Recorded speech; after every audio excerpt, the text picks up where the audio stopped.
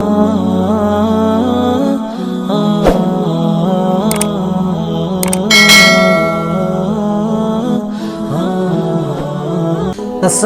আলাইকুম ওয়া রাহমাতুল্লাহি ওয়া বারাকাতুহু। আশা করি মহান আল্লাহ তাআলার অশেষ দয়া ও রহমতে আপনারা সকলেই ভালো আছেন। সম্মানীয় সদস্য, আজকে আমি আপনাদের জন্য একটি খুবই গুরুত্বপূর্ণ বিষয় নিয়ে চলে এসেছি।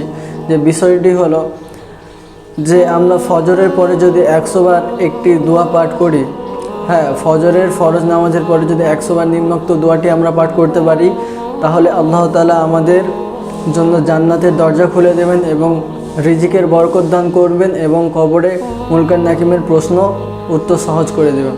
তো চলুন আজকের এই খুবই গুরুত্বপূর্ণ ভিডিওটি শুরু করা যাক।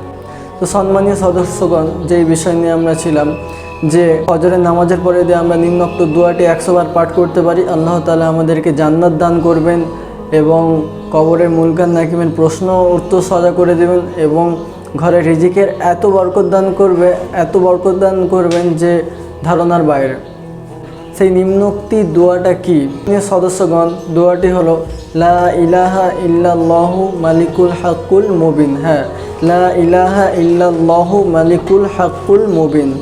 এই দোয়াটি আমাদেরকে ফজরের নামাজের পরে 100 বার পাঠ করতে হবে।